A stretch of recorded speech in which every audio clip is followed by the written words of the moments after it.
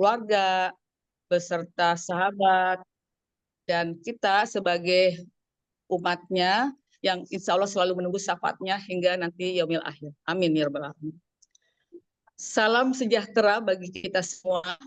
Selamat siang Bapak Ibu guru hebat Indonesia. Selamat siang. Salam pendidikan. Apa kabar Bapak Ibu guru semuanya?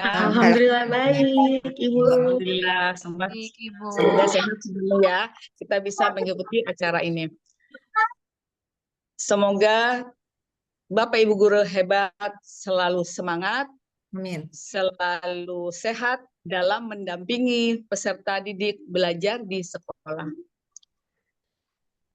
Saya ucapkan selamat datang di webinar kelompok belajar WES 04 dengan tema Budaya Positif, Ciptakan Restitusi dan Kuatkan Kolaborasi. Tepatnya hari Senin tanggal 10 Juni 2024. Bersama saya Ismianti yang akan memandu acara ini dari pukul 13 sampai dengan pukul 15. Sebelum acara lanjut, mari kita bersama-sama menyanyikan lagu Indonesia Raya.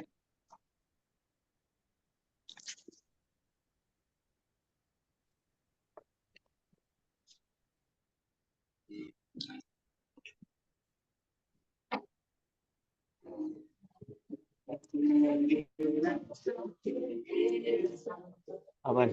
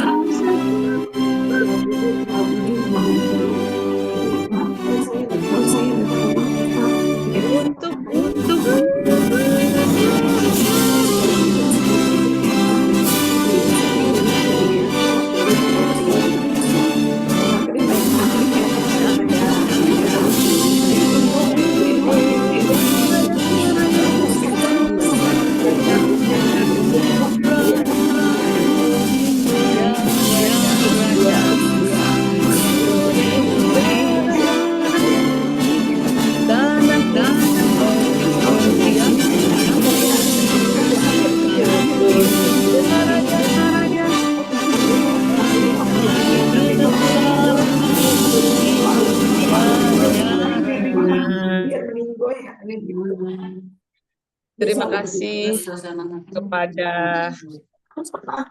peserta webinar yang telah bersama-sama kita mengikuti menyanyikan lagu Indonesia Raya. Selanjutnya, sebelum kita masuk, mari kita agar lancarnya acara webinar kita ini bersama kita berdoa sesuai dengan keyakinan masing-masing.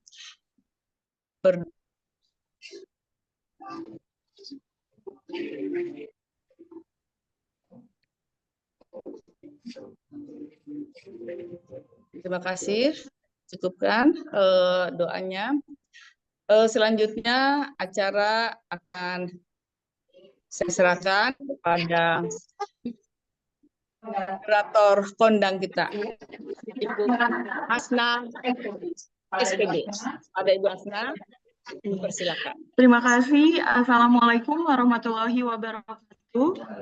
Waalaikumsalam warahmatullahi wabarakatuh. Waalaikumsalam warahmatullahi wabarakatuh. Iya, selamat siang Bapak Ibu guru yang hadir pada webinar hari ini. Puji syukur marilah kita panjatkan kepada Allah Subhanahu wa taala karena dengan rahmatnya kita bisa berjumpa di acara webinar dengan tema budaya positif, ciptakan restitusi dan kuatkan kolaborasi.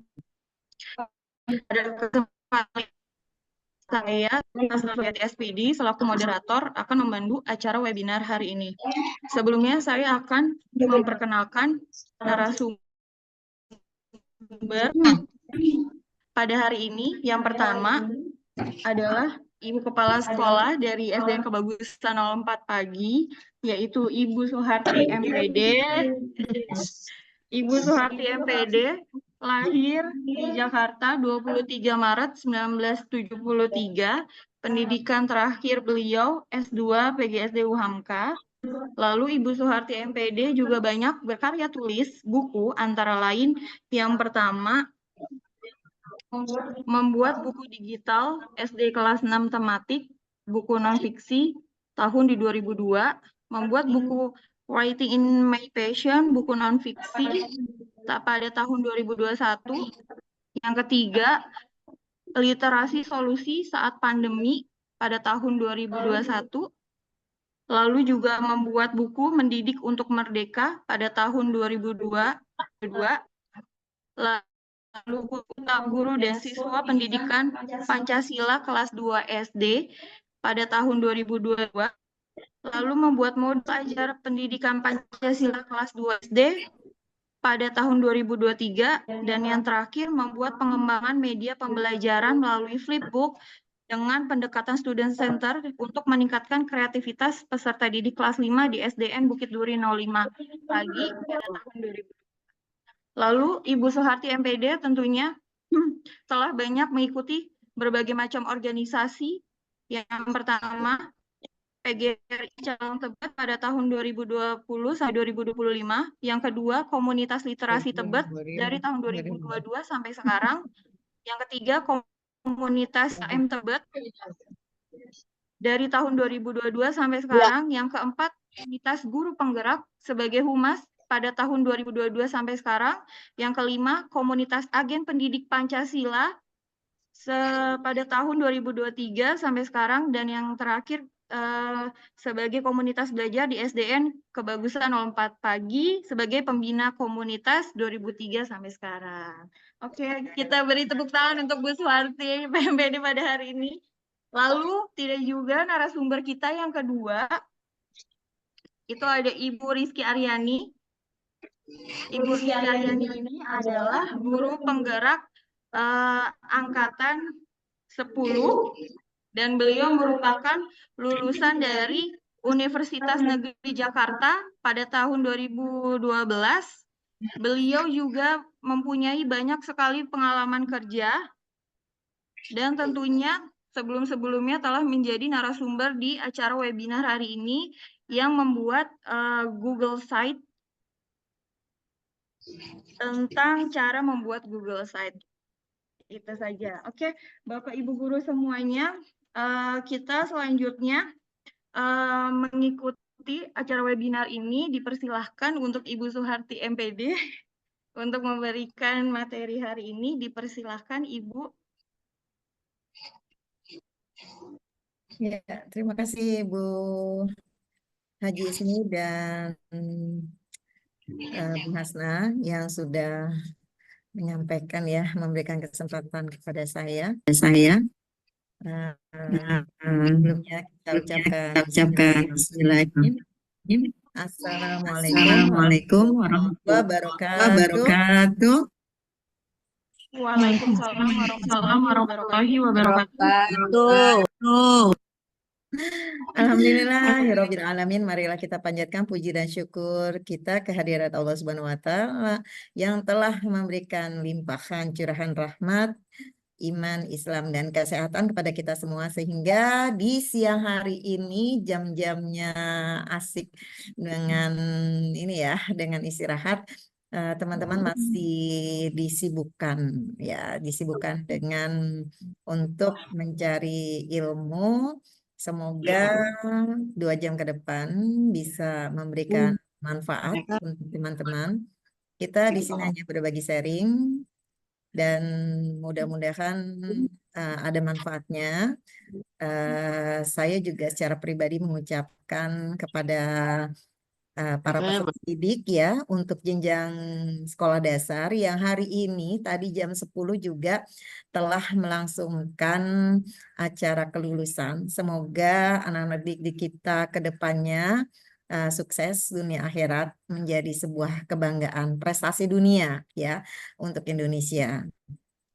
Baik, sebelumnya terima kasih yang sudah memfasilitasi ya teman-teman SDN Kebagusan 04 yang dengan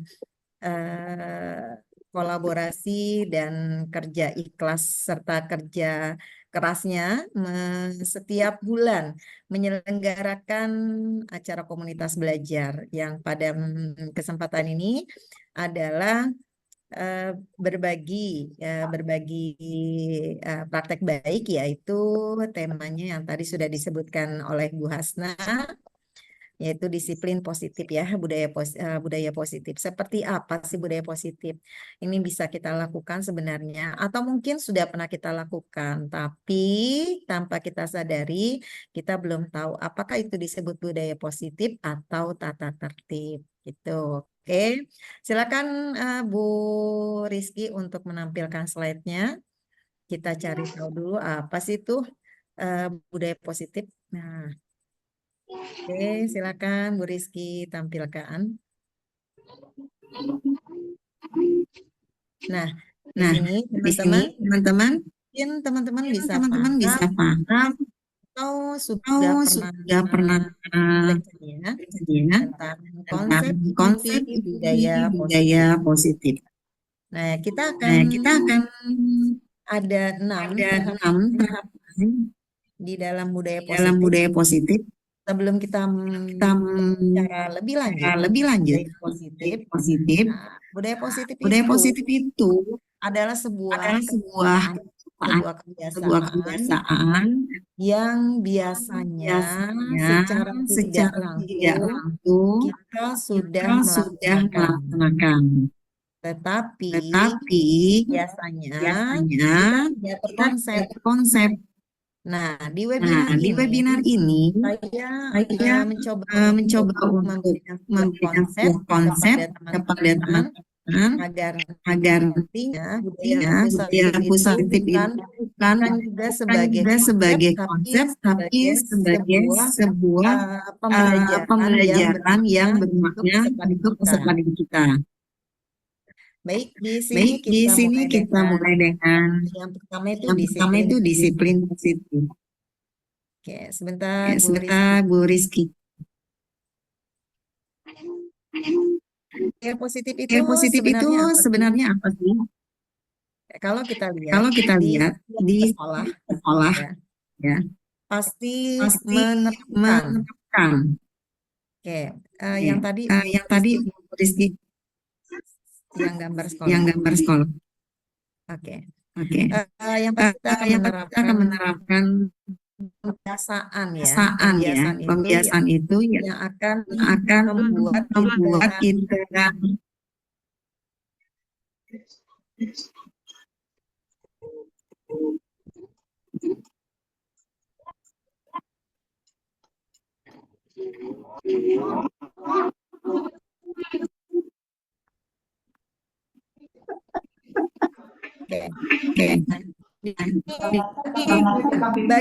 Bagaimana suasananya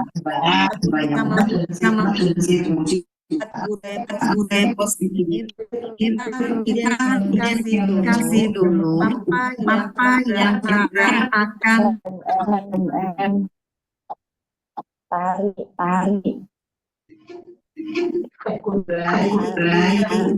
bisa dilihat. Bapak Ibu, mohon maaf, boleh di mute suara. Ya, terima kasih.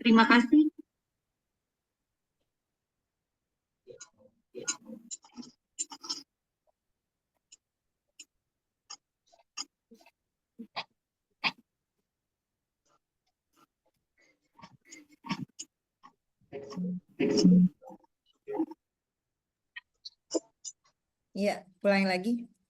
Silakan Bu Rizky. Tadi sepertinya suara di YouTube itu dubbing ya, jadi tolong Bu Rizky suara YouTube-nya dimatikan saja. Ya, jadi biar nggak dubbing. Next. Di present, Bu Rizky. Oke, kita ulang lagi. Di sini di budaya positif ini sebentar. Oke. Jadi pada saat kita membuat konsep budaya positif, yang pertama yang harus kita lakukan adalah melakukan identifikasi. Identifikasi itu adalah kita membuat catatan-catatan atau temuan-temuan dari apa yang kebiasaan-kebiasaan yang sudah dijalankan oleh sekolah terkait dengan kedisiplinan, terkait dengan kebersihan, terkait dengan keamanan, dan sebagainya. Di sini penting karena untuk memulai sebuah konsep budaya positif, kita harus mencari tahu dulu akar permasalahan. Mengapa sebuah kebiasaan baik belum menjadi budaya? Jangan jangan jangan anggap itu kebiasaan baik itu terkadang pada waktu-waktu tertentu. Nah, bagaimana membiasakan kebudayaan kebiasaan baik itu menjadi sebuah budaya? Maka yang pertama kita lakukan adalah mengidentifikasi. Caranya apa? Mulai dari bagaimana suasana di sekolah itu, atau kalau kita misalkan di rumah, yaitu di rumah juga bisa membuat sebuah budaya positif juga ya. Kemudian kalau kita sudah melihat suasananya, suasana pada saat pagi, siang, sore, menjelang pulang, apa sih ini kebiasaan-kebiasaan yang sudah pernah dilakukan oleh warga sekolah. Kemudian bagaimana guru saling bertegur sapa. Mungkin kalau kita mau mengidentifikasikan tentang budaya positif dengan anak itu mau bertegur sapa, guru itu mau bertegur sapa dengan seluruh warga sekolah, mungkin yang tepatnya nih kita harus tahu nih cara guru bertegur sapa seperti apa. Nah, kemudian bagaimana murid-murid saling berinteraksi. Nah, ini juga penting juga. Nah, kalau sudah guru bertegur sapa, nih yang kemudian kita harus melihat, ya, mengamati dan peduli bagaimana siswa-siswi kita pada saat berinteraksi.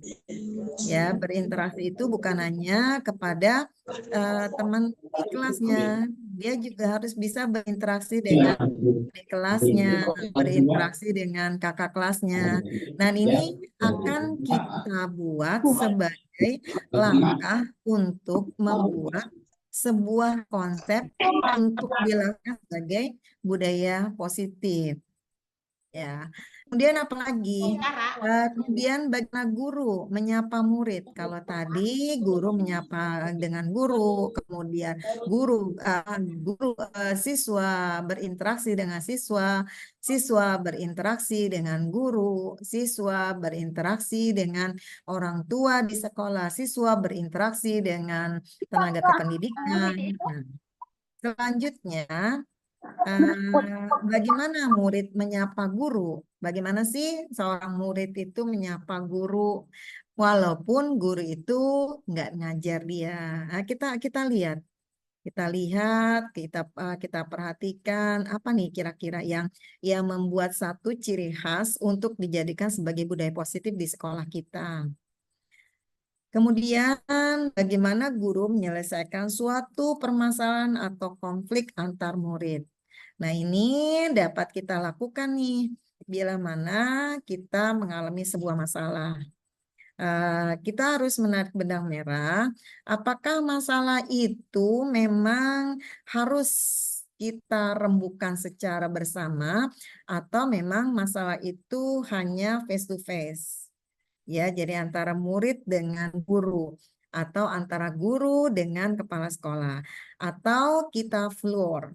Antara semua guru bisa paham dengan ada masalah di sekolah itu seperti apa. Tapi intinya setiap kali kita menemukan sebuah masalah, jangan diperbesar masalah itu. Tapi kalau bisa, masalah itu diperkecil dan kita cari langsung solusinya hari itu juga. Kenapa? Kalau kita mencari solusinya hari itu juga, maka kita akan merasa nyaman untuk kedepannya.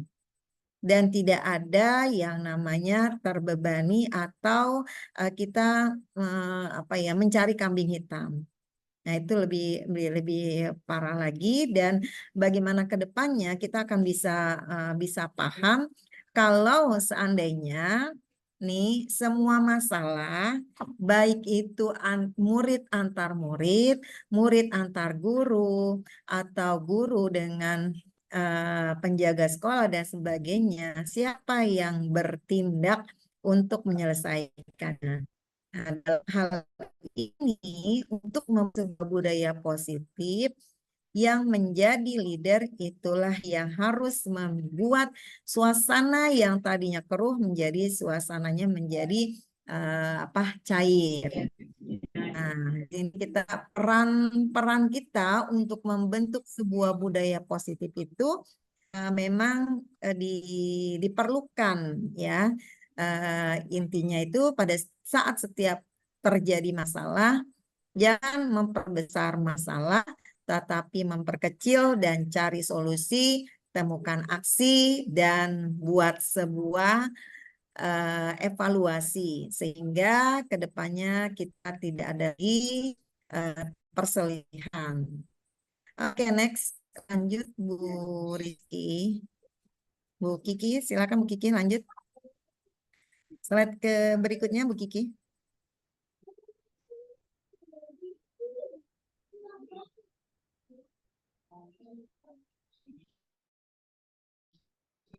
Lanjut, Bu.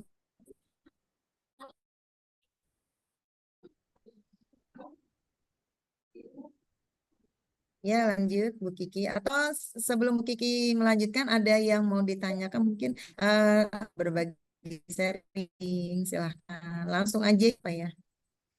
Nah, boleh di kolom chat, boleh resign, silahkan. Di sini ada pembelajaran dengan paradigma baru. Nah, belajar Pancasila untuk membuat sebuah budaya positif. Jangan lupa kita menggarisbawahi di situ kita punya andil untuk budaya positif dengan apa? Dengan paradigma yang ini sedang gaung, yaitu semua pembelajaran dengan menyelipkan karakter profil pelajar Pancasila. Mana ya Bu Kiki? Kenapa hilang Bu Kiki?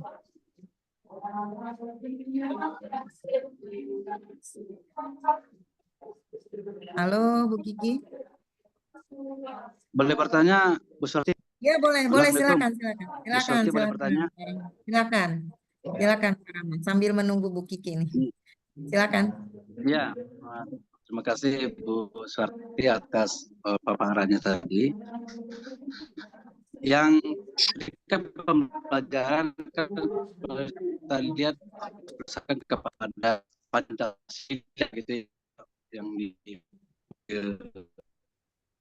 P5 itu ya, adalah tentang ketuhanan, tentang itu apakah begitu atau apakah sudah mencakup kepada yang mauannya bagaimana?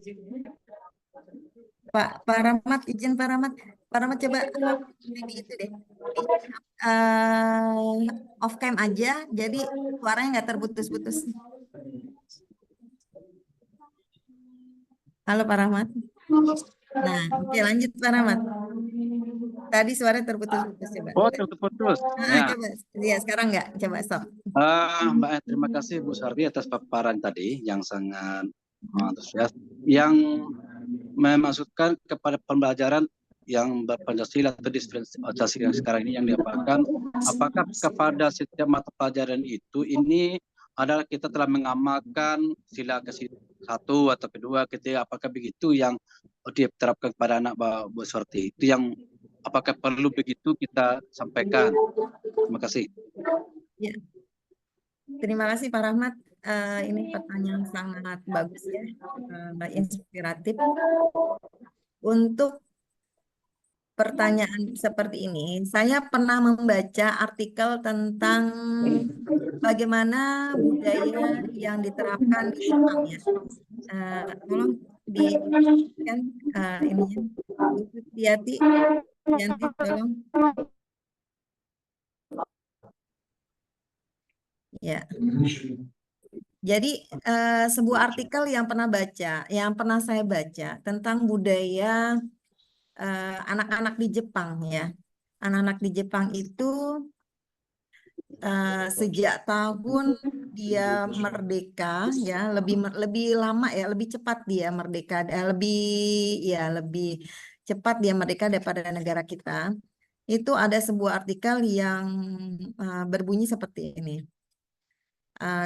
Kami belajar untuk membuat anak-anak kami mempunyai karakter gitu. Jadi kami belajar agar anak, intinya dia bukannya mengajar tapi belajar. Guru-guru itu belajar untuk merubah karakter anak-anak didiknya. Nah, di sini setiap kali anak-anak Jepang itu akan berangkat ke sekolah atau di sebuah sekolah, setiap sekolah di Jepang itu mencanangkan, kalau kita namanya Pancasila ya. Kalau itu dia mempunyai 3 konsep. Yang pertama, menghargai diri sendiri. Yang kedua, menghargai orang lain. Yang ketiga, menghargai lingkungan dan keindahan. Nah, 3 konsep ini yang selalu mereka dengung-dengungkan dan diintegrasikan di tiap-tiap mata pelajaran. Gitu. Jadi kalau saya ngutip di konsep Jepang disandingkan dengan profil pelajar Pancasila, ini sepertinya ngena nih, klik banget nih Pak Rahmat. Gitu, klik banget karena di profil pelajar Pancasila semuanya tercover di situ. Dan apakah setiap mata pelajaran harus terintegrasi dengan profil pelajar Pancasila? Sejatinya memang seperti itu, Pak. Jadi walaupun matematika, kita tetap mensinkronkan atau mengintegrasikan pelajaran pendidikan Pancasila di sana. Mengintegrasikan pelajaran agama di sana. Contoh, pelajaran matematika bisa nggak diintegrasikan dengan pendidikan Pancasila? Sangat bisa. Pada saat kita pembelajaran, aktivitas pembelajaran di matematika itu kan banyak menghitung, ya, banyak bernalar. Nah, di situ kita masukkan bagaimana pemahaman anak tentang konsep geometri. Jadi pada saat kita membuat soal tentang prinsip geometri, maka kita bakukan konsep geometri itu lewat literasi, numerasi. Nah, kita masukkan di situ. Misalkan, kalau geometri itu tentang cara mengukur ya, mengukur sebuah bangun datar atau bangun ruang. Nah, kita narasikan dulu.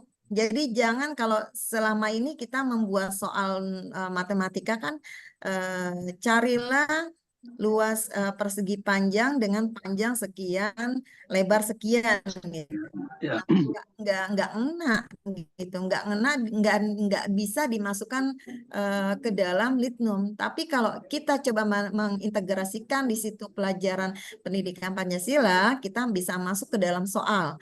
Contoh, di rumah, misalkan di rumah Budi atau rumah Budi, di dalamnya terdapat beberapa lemari yang mempunyai bentuk balok, mempunyai bentuk persegi panjang. Di sana Budi akan mengukur bla bla bla bla, misalkan gitu.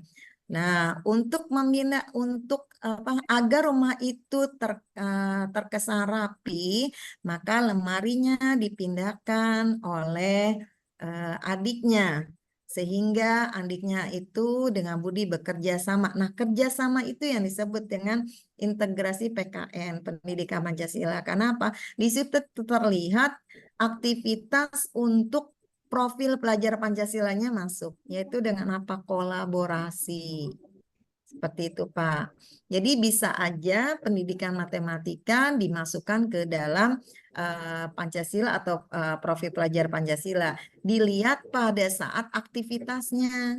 Makanya pada saat kita melakukan observasi guru kemarin, itu ada nilai-nilai yang harus kita perhatikan. Bukan melihat apa guru itu pandai nggak menggunakan media pembelajaran, tapi melihat bagaimana guru tersebut dapat mengimplementasikan profil pelajar Pancasila di dalam kelasnya. Melalui apa? Melalui pelajaran yang saat itu ia ajarkan. Seperti itu, Pak. Ya, Pak? Oke, Pak? Terima kasih Bu, terima Ya, kasih Bu Pak. Santi. Sama-sama. Jawabannya ya. Ya, oke, makasih banyak. Ya, sama-sama, Pak. Lanjut di paradigma baru yang sekarang itu adalah ini yang saat ini sedang marak-maraknya kita dengar ya, kita baca tentang pembelajaran berdiferensiasi. Nih, pembelajaran berdiferensiasi sehingga dapat peserta didik dapat terlayani ya berdasarkan tahap perkembangan sesuai dengan teori psikologi modern. Kemudian di sana juga kita akan melihat untuk mewujudkan untuk apa teori psikologi modern dan buku-buku yang sebenarnya teori psikologi itu kalau kita baca ya, ada teori dari Maslow, teori kebutuhan ya, Aristoteles dan sebagainya. Itu sebenarnya kalau kita baca secara tuntas, intinya itu ada di profil pelajar Pancasila. Gitu. Jadi disinilah bagaimana kita mengejawantahkan pembelajaran berdiferensiasi itu dengan profil pelajar Pancasila. Seperti apa sih yang kita dengung-dengungkan pembelajaran berdiferensiasi itu? Oke, next Bu Rizky. Bu Kiki, silakan slide lagi, slide baru. Halo Bu Kiki, oke. Di sini sebelum kita masuk kepada bagaimana pembelajaran berdiferensiasi, yaitu ada beberapa miskonsepsi tentang teori kontrol. Yang pertama biasanya guru, ini ilustrasi guru mengontrol murid. Di mana bahwa kritik dan membuat rasa bersalah mampu menguatkan karakter. Nah, ini kita akan mencoba bagaimana kita menerapkan pembelajaran diferensiasi, tapi sebelumnya biasanya kan seringkali secara tidak sadar gitu ya. Kalau murid itu salah, kita akan membuat murid itu merasa bersalah terus, dan itu menurut guru tersebut itulah yang dapat menguatkan karakter. Jadi kalau untuk merubah karakter, ya pertama yang harus dilakukan itu adalah kalau berdasarkan miskonsepsi itu ya menyatakan murid itu bersalah. Padahal di dalam konsep pembelajaran berdiferensiasi itu tidak seperti itu. Ya, yang kedua, ilusi bahwa semua penguatan positif, efektif, dan bermanfaat. Jadi, guru kadang itu memposisikan diri bahwa apa yang ia lakukan terhadap muridnya apabila ia bersalah, itu sebenarnya memang benar-benar bagus untuk siswa. ya, karena belum tentu siswa itu akan menerima. Jadi budaya kita ini kan kalau sebelum adanya profil pelajar Pancasila ini masih banyak ya. Jujur aja saya juga pernah melakukan seperti itu gitu.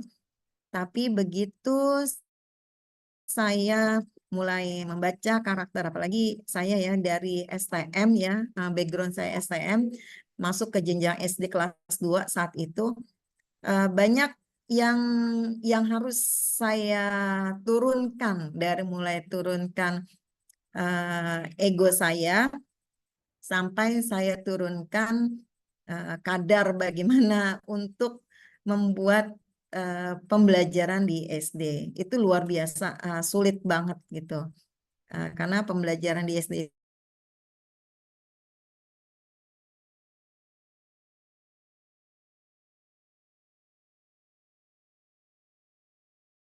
orang dewasa berhak memaksa. Di pembelajaran yang teori kontrol, ini terbiasa nih kita ya.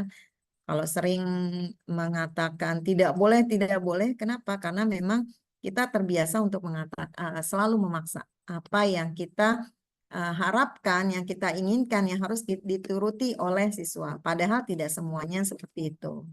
Dan lagi-lagi ini juga pengalaman pribadi saya yang memang kita bisa membaca karakter anak itu dari temannya ya. Jadi teman-teman bisa melihat karakter kita itu, kita bergaul dengan siapa gitu. Itu bisa terbaca dengan sendirinya. Ya, kalau kita bergaul dengan mempunyai karakter yang satu frekuensi sama kita, seiring sejalan itu terlihat, wah ini modelnya kayak gini, stylenya kayak gini. Gitu. Begitu juga dengan siswa, apalagi siswa ya yang banyak sekali dengan teman-teman di luar sananya ya. Oke, lanjut. Lanjut Bu Kiki.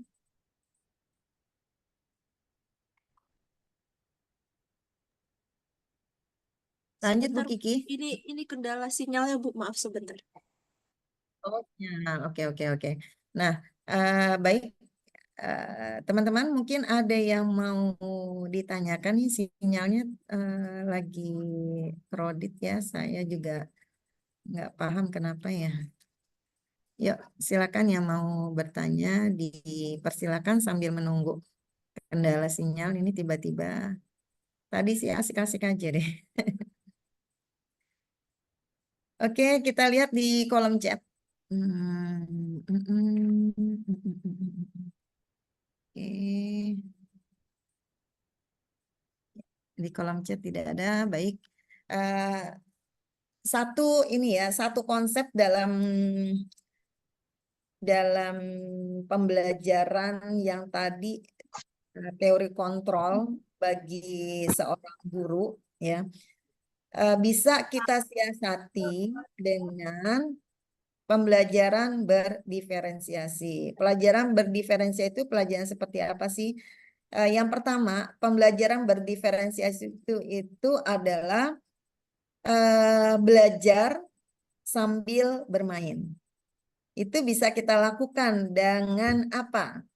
Dengan mencoba membuat sebuah aktivitas yang dimulai dari anak-anak. Jadi jangan kita mulu ya, jangan kita mulu yang memberikan sebuah pembelajaran. Kita juga harus belajar dari anak-anak. Seperti apa? Kita coba anak-anak untuk membuat sebuah rencana belajarnya di kelas. Jadi misalkan untuk besok, pembelajaran untuk besok apa nih? Misalkan pembelajaran IPA. Kita tahu dulu ya materi untuk besok apa. Nah, di situ hari ini teman-teman bisa membuat konsep atau rencana belajar bersama anak-anak. Kita besok belajar IPA, silakan kamu cari konsep belajar untuk besok seperti apa ya gitu. Jadi kita lempar. Jadi jangan dari kita. Itu pembelajaran berdiferensiasi.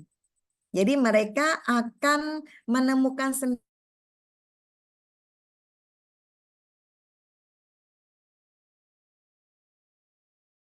kita kita lihat di sini, dibesarin coba Bu Rizky. Nggak terlihat Bu Rizky, dibesarkan coba. Oke.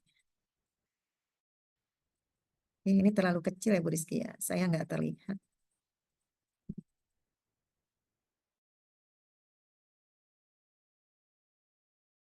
Juga harus belajar banyak bagaimana membiasakan kita sebagai seorang guru itu harus lepas dari teori kontrol. Karena teori kontrol itu terkadang membelenggu kita sendiri gitu.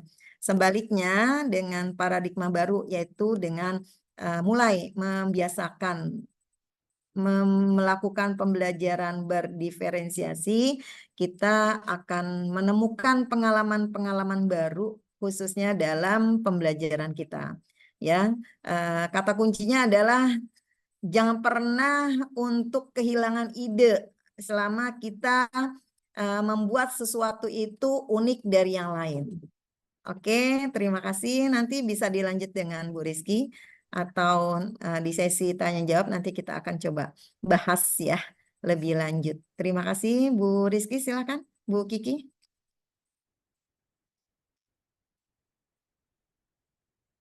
Sebelumnya terima kasih Ibu Suharti MPD telah memberikan materi yang sangat bermanfaat.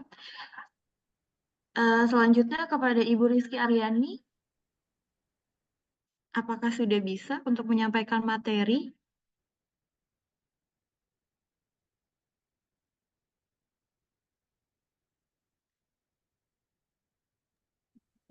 Mohon maaf sebelumnya Bapak Ibu, saya dari tempat dulu tadi sinyalnya agak jelek. Sebentar Kenapa ya. Bu Iya Kiki? Ibu, nggak apa-apa Bu. Nggak apa-apa Bu. Kenapa Bu Kiki? Ada sinyalnya kali.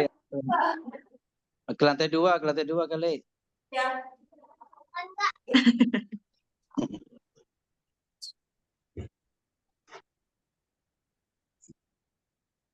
Oke, Bismillahirrahmanirrahim. Assalamualaikum warahmatullahi wabarakatuh. Waalaikumsalam warahmatullahi wabarakatuh.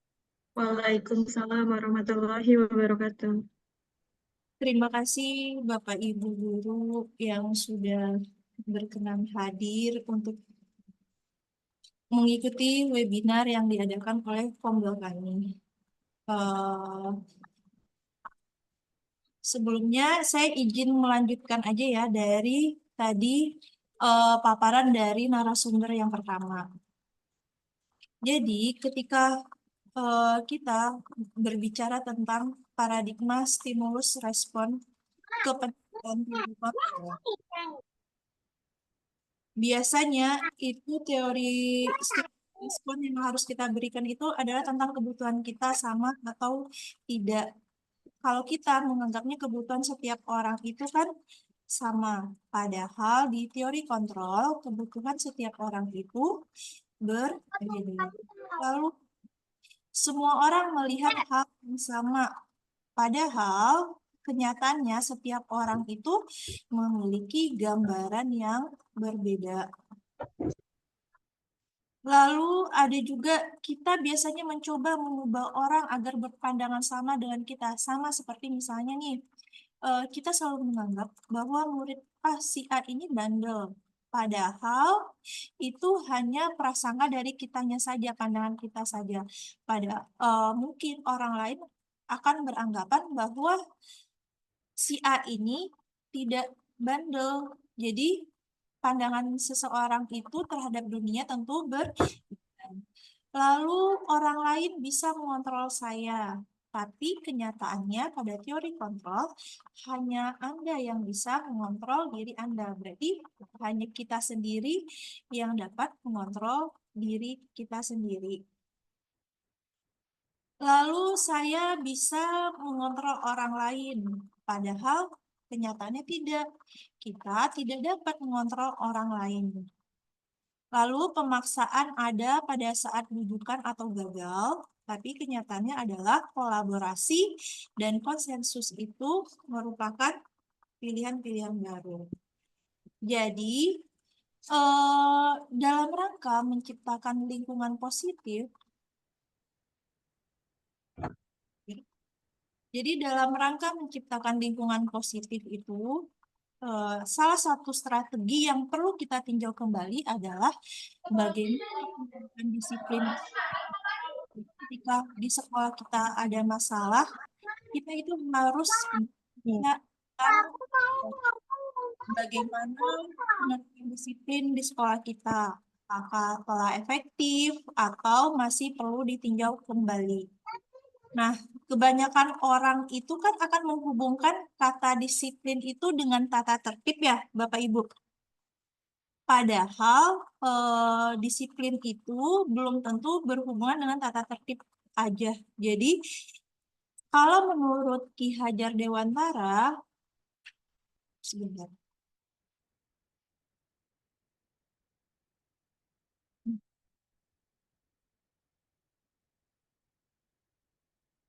Kalau menurut Ki Hajar Dewantara, di mana ada kemerdekaan, disitulah harus ada disiplin yang kuat.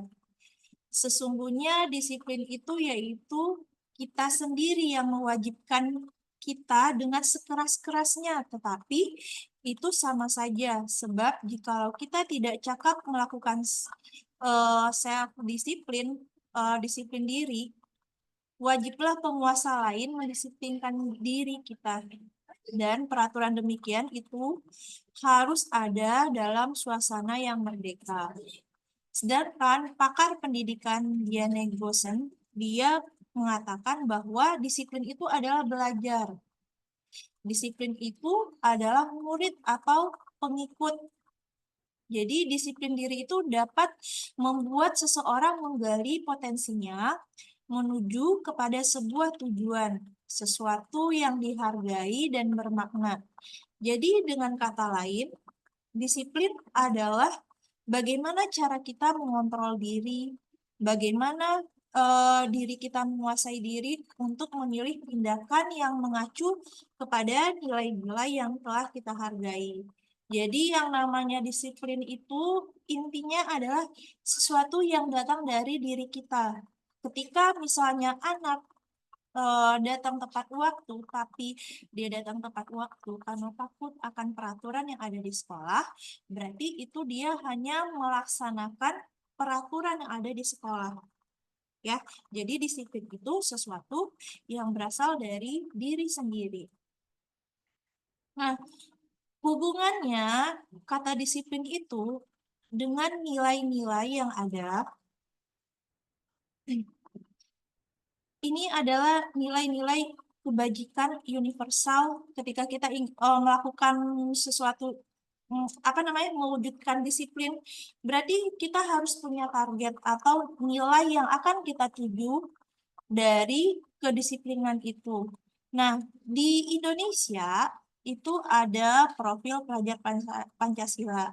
Ini merupakan visi dari Kemendikbud, yaitu yang pertama tentu Bapak Ibu Guru tahu semua, yaitu beriman, bertakwa kepada Tuhan Yang Maha Esa, dan berakhlak mulia. Itu adalah nilai yang diharapkan dari pendisiplinan diri kita. Yang kedua adalah mandiri, yang ketiga bernalar kritis, yang keempat berkebinekaan global. Terus selanjutnya adalah bergotong royong dan kreatif.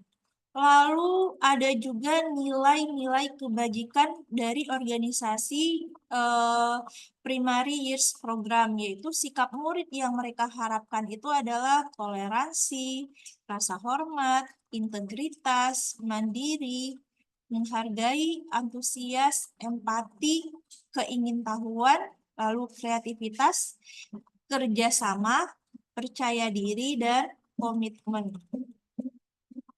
Lalu ini ada lagi 9 nilai yang ingin diwujudkan oleh pilar karakter, yaitu Indonesia Heritage Foundation. Itu ada hampir mirip dengan profil pelajar Pancasila, yaitu cinta Tuhan dan segenap ciptaannya, lalu kemandirian, kejujuran, diplomatis, hormat dan santun, dermawan, suka menolong, dan gotong royong. Terus ada percaya diri, kreatif, kepemimpinan, dan keadilan, baik dan rendah hati. Lalu berikutnya adalah toleransi. Ini adalah nilai-nilai universal yang diharapkan membudaya di suatu lembaga, atau kalau kita di sekolah, nilai-nilai yang diharapkan membudaya itu adalah profil pelajar Pancasila.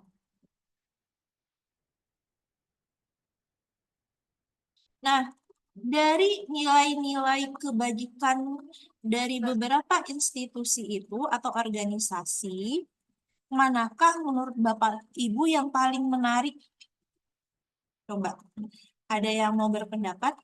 Dari keempat organisasi yang tadi saya paparkan, manakah nilai yang paling menarik? Ada yang mau berpendapat? Kalau tidak, saya sampaikan, lanjutkan lagi ya. Nah, kalau menurut saya, karena kita berada di institusi pendidikan, yaitu di pendidikan, kalau saya di pendidikan sekolah dasar, nilai kebajikan yang harus kita pegang utuh adalah profil pelajar Pancasila. Karena saat ini semua kegiatan pembelajaran itu harus kita kaitkan dengan profil pelajar Pancasila. Sebelumnya, biar Bapak Ibu nggak ngantuk di jam rawan, kita dengarkan dulu lagu Profil Pelajar Pancasila ya, sebentar.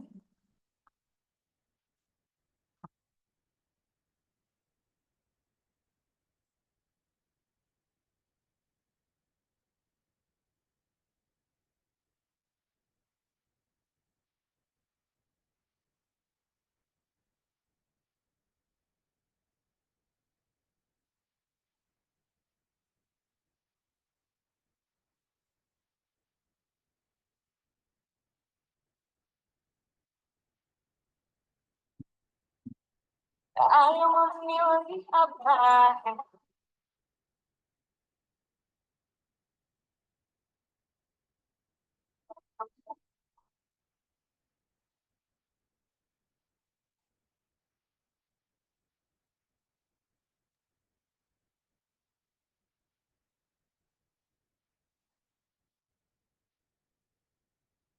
Ayo memilih apa yang kau suka.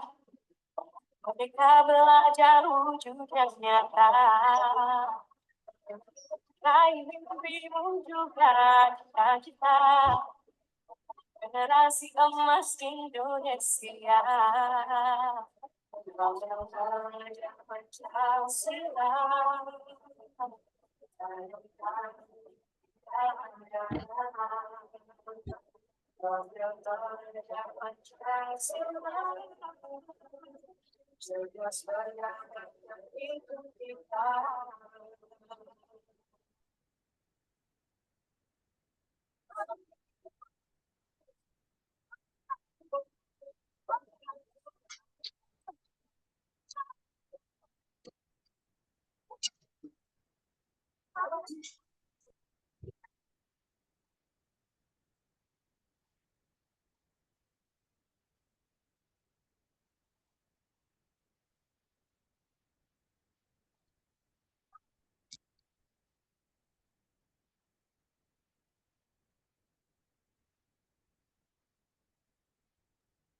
Bu Kiki, maaf suaranya tidak terdengar.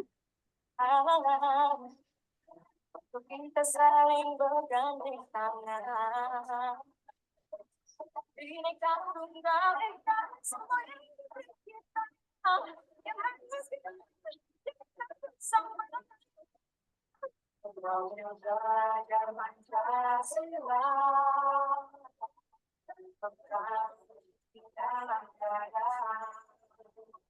Belajar Pancasila, belajar sejarah hidup kita.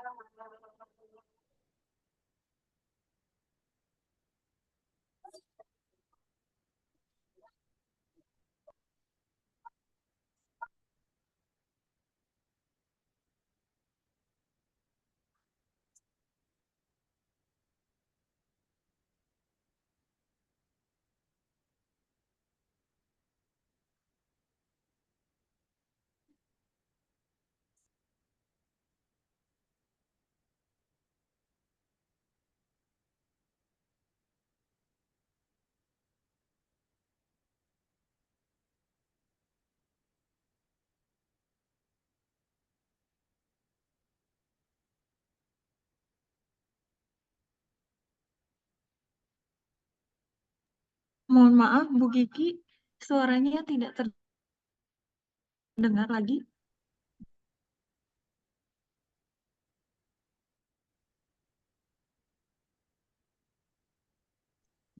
Izin Bu, suaranya tidak terdengar.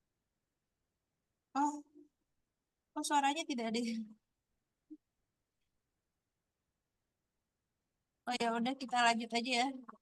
Next. Nah, jadi ketika kita membicarakan tentang disiplin, berarti kita harus membicarakan juga tentang motivasi atau motivasi dalam perilaku manusia. Yang pertama ada motivasi untuk menghindari ketidaknyamanan atau hukuman. Nah, ini berarti motivasinya bersifat eksternal. Umumnya, anak-anak di sekolah itu pasti motivasinya itu datang ke sekolah tepat waktu, itu lebih banyak ke di sini kan ya, Bapak Ibu, untuk menghindari ketidaknyamanan atau hukuman. Lalu, yang kedua adalah untuk mendapatkan imbalan atau penghargaan dari orang lain. Yang ketiga, yaitu untuk menjadi orang yang mereka inginkan dan menghargai diri sendiri dengan nilai-nilai yang mereka percaya. Jadi misalnya nih, Bapak Ibu datang ke sekolah tepat waktu, tapi dalam pikiran gini, saya ini datang ke sekolah tepat waktu karena memang ini adalah bagian dari diri saya. Saya malu misalnya datang ke sekolahnya tidak tepat waktu. Berarti itu adalah motivasi yang berdasarkan dari internal, yang dari dalam diri sendiri. Jadi kalau eksternal itu dorongannya itu dari luar. Nah, tadi kita sudah membahas disiplin dan motivasi. Selanjutnya dari pembentukan dari disiplin itu tentu nanti kalau kita sudah melakukan disiplin itu nanti entah itu akan dapat imbalan atau hukuman atau konsekuensi. Apa sih perbedaan dari ketiga ini? Ada hukuman, restitusi, lalu sama konsekuensi. Nah, hukuman itu adalah sesuatu yang tidak terencana atau tiba-tiba murid tidak tahu apa-apa yang akan terjadi atau tidak dilibatkan. Jadi hukuman itu mendadak. Terus bersifat satu arah. Kenapa bersifat satu arah? Karena kalau hukuman itu kan murid kita hanya menghukum si A bersalah, ya udah berarti dia dijatuhi hukuman. Makanya di situ dikatakan kalau hukuman itu bersifat satu arah. Lalu yang ketiga, hukuman itu berupa hukuman fisik dan psikis. Lalu bedanya sama konsekuensi, tadi kalau di hukuman itu tidak terencana, kalau konsekuensi itu sudah terencana atau sudah disepakati sesuai dengan peraturan yang telah kita sepakati. Misalnya Bapak Ibu telah membuat keyakinan kelas di kelasnya, berarti ini termasuk bagian konsekuensi. Lalu murid walaupun dia sudah bedanya sama hukuman, kalau hukuman itu kan satu arah, tapi konsekuensi itu dua arah. Murid tidak ditekan. Karena dari konsekuensi, misalnya si A masuk ke kelasnya terlambat, pasti kita telah membuat kesepakatan kalau misalnya sudah melakukan kesalahan 3 kali, itu berarti akan ada konsekuensinya atau hukuman yang akan diberikan. Lalu yang ketiga, konsekuensi itu sikap guru itu selalu memonitor murid. Jadi kita terus mengamati, mencari-cari apakah si A melakukan kesalahan atau murid yang B melakukan kesalahan, apakah sudah dijalankan dengan baik. Jadi itu kalau konsekuensi. Bedanya dengan restitusi itu adalah kalau restitusi itu proses menciptakan kondisi bagi murid untuk memperbaiki kesalahan. Ya, jadi kalau restitusi itu dia ada prosesnya, ada tahapannya itu supaya si murid sadar. Jadi dia punya motivasi intrinsik dari dalam dirinya itu untuk memperbaiki kesalahan. Lalu restitusi itu adalah proses kolaboratif yang mengajarkan murid untuk mencari solusinya sendiri. Jadi nanti ketika melakukan restitusi, guru dan muridnya melakukan diskusi bersama-sama, memecahkan masalah yang akan mereka pecahkan. Lalu di sini ada suatu kalimat yaitu dihukum oleh penghargaan. Ini maksudnya adalah saat kita berulang kali menjanjikan hadiah kepada anak-anak agar berperilaku tanggung jawab atau kepada seorang murid agar mempelajari sesuatu yang baru atau kepada seorang karyawan agar melakukan pekerjaan yang berkualitas, kita itu sedang berasumsi mereka tidak dapat melakukannya atau mereka tidak akan memilih untuk melakukannya. Jadi maksudnya dihukum oleh penghargaan itu misalnya kayak di sini kan dikatakan mereka itu tidak dapat melakukannya. Jadi misalnya murid kita sering datang terlambat. Kita menjanjikan ini nanti ya kalau misalnya 3 kali kamu nggak berubah akan ada hukuman. Berarti kan dihukum oleh penghargaan seperti itu bahasanya. Kayaknya sama di materinya. Ada hukuman, ada Ya, jadi ada hukuman, konsekuensi, sama restitusi. Nah, sebelum saya lanjut nih, yang mana yang Bapak Ibu sering terapkan di kelas atau di sekolah? Yang hukuman, konsekuensi, atau restitusi? Ada yang mau berpendapat atau sharing?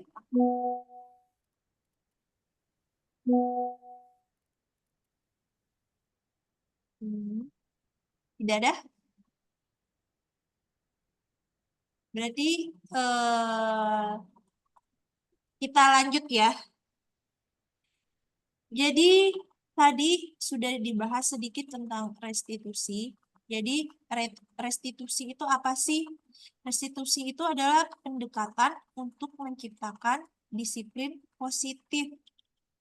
Jadi semuanya yang kalau misalnya hukuman itu kan konotasinya negatif ya, kalimat-kalimatnya itu negatif. Tapi ketika di restitusi itu kita berusaha mengubah bahasa yang negatif itu menjadi bahasa yang lebih positif. Nah, sifat-sifat dari restitusi ini yaitu dia bukan untuk menebus kesalahan, namun untuk belajar dari kesalahan.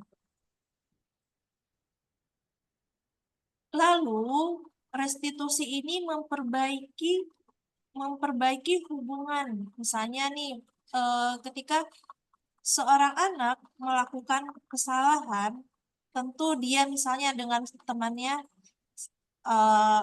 si A sama B berantem. Berarti kita melakukan restitusi itu untuk memperbaiki hubungan antara murid yang A sama yang B itu ya. Lalu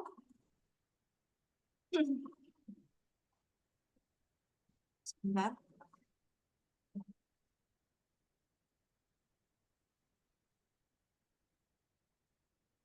Lalu restitusi adalah tawaran, bukan paksaan. Jadi restitusi itu tawaran. Nanti murid akan membicarakan sama gurunya. Misalnya dia melakukan kesalahan, nanti dia memberikan inisiatifnya sendiri dari murid itu, bukan ditentukan oleh guru. Mungkin guru bisa memberikan kayak masukan-masukan aja, tapi bukan bersifat paksaan. Lalu restitusi itu menuntut untuk melihat ke dalam diri. Jadi kita menanyakan nanti, kenapa sih kamu melakukan ini? Benar tidak apa yang kamu lakukan? Lalu restitusi itu mencari kebutuhan dasar yang mendasari tindakan. Yang berikutnya, restitusi adalah cara yang paling baik. Terus fokusnya dari restitusi itu adalah pada karakter bukan tindakan. Lalu restitusi itu dia bersifat menguatkan dan fokus pada solusi agar murid yang melakukan kesalahan itu bisa kembali kepada kelompoknya tanpa merasa minder atau takut. Nah, ketika kita sudah membahas tentang disiplin, hukuman, konsekuensi, restitusi, motivasi, berarti kita selanjutnya adalah masuk ke keyakinan kelas. Di sini Bapak Ibu sudah ada yang buat keyakinan kelas kan di kelas? Sudah ada yang pernah buat keyakinan kelas? Halo? Oke, saya lanjutkan lagi. Jadi, keyakinan kelas ini dia bersifat abstrak daripada peraturan. Kalau peraturan itu kan lebih rinci dan konkret ya. Kalau keyakinan kelas itu dia bersifat abstrak. Terus kalau di keyakinan kelas itu berupa pernyataan universal. Kayak tadi ada contoh dari profil pelajar Pancasila. Misalnya nih, mandiri. Dari mandiri itu kan ada beberapa kegiatan yang menunjukkan mandiri. Misalnya, mengerjakan tugas sendiri tanpa mencontek pada temannya misalnya. Nah, kita ambil hanya pernyataan yang positifnya aja, universalnya aja di keyakinan kelas. Jadi makanya berupa pernyataan yang universal. Lalu pernyataan keyakinan kelas senantiasa dibuat dalam bentuk positif. Maksudnya seperti apa? Kalau misalnya nih di peraturan sekolah atau peraturan kelas, misalnya dilarang berisik saat guru menerangkan pelajaran. Nah, di keyakinan kelas kata dilarang atau yang ada negatif-negatifnya misalnya tidak boleh membuang sampah sembarangan. Nah, itu bahasa tidak atau dilarangnya dihilangkan, diubah menjadi pernyataan-pernyataan yang positif. Contohnya seperti apa? Misalnya dilarang membuang sampah sembarangan. Kata dilarangnya kita hapus menjadi apa Bapak Ibu? Kalau misalnya dilarang membuang sampah sembarangan, biar katanya jadi kalimatnya menjadi positif, jadinya apa? Buanglah sampah pada tempatnya. Ya, pintar, Pak Rahmat. Terima kasih, Pak Rahmat. Jadi, buang sampah pada tempatnya. Jadi, kalau di keyakinan kelas yang benar itu, tidak ada kata-kata yang bersifatnya negatif atau larangan. Kalau ada kata larangan, berarti itu bukan keyakinan kelas, tapi adalah peraturan. Ya. Lalu, keyakinan kelas itu hendaknya tidak terlalu banyak sehingga mudah diingat dan dipahami oleh semua warga kelas. Jadi diambil. Ketika kita pertama itu kan untuk membuat keyakinan kelas, kita urunannya itu membuat dari peraturan kelas dulu. Peraturan kelas misalnya, apa nih anak-anak, bagaimana ya caranya agar kelas kita itu kondusif, terus kamunya enak berada di kelas, apa aja ya peraturannya kira-kira. Nanti Bapak Ibu ajak anak muridnya untuk berdiskusi. Tulis dulu tuh peraturannya, tulis. Misalnya mereka ada 10 peraturan yang mereka sepakatin, kita tulis dulu semuanya. Itu baru bentuknya peraturan. Setelah itu, kita ubah menjadi kalimat yang positif. Ya, jadi keyakinan kelas itu dia dibuatnya bersama-sama murid, semua murid dilibatkan untuk membuat keyakinan kelas. Makanya nanti di list dulu dari peraturan yang ingin disepakati, baru setelah itu kita ubah menjadi kalimat yang positif.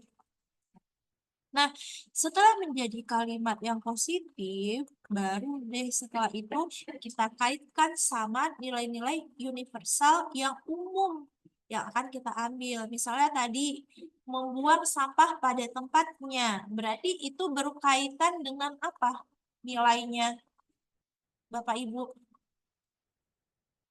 Membuang sampah pada tempatnya. Nilai yang akan kita ambil dari membuang sampah pada tempatnya itu apa? Ya, kejujuran. Membuang sampah pada tempatnya, Pak. Boleh sih, kejujuran. Ya. Tapi yang paling pas apa? Kebersihan itu termasuk Ya. nilai universal tidak ya, Bapak Ibu? Kalau kebersihan. Ya, boleh tadi Pak Rahmat menyarankan kejujuran, boleh. Berarti kan bisa kadang nih memang ada anak yang misalnya dia buang sampah nih di lantai, ini sampah siapa?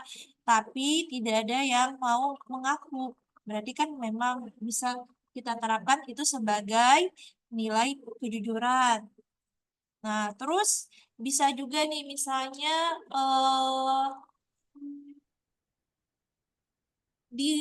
tidak memilih-milih teman. Misal peraturannya tidak memilih-milih teman ketika bermain. Nah, terus berarti kalimat positifnya itu jadi bermain dengan siapa saja tanpa membeda-bedakan. Berarti kan tidak ada kalimat negatifnya ya. Nah, dari bermain dengan siapa saja itu nilainya yang akan kita ambil apa?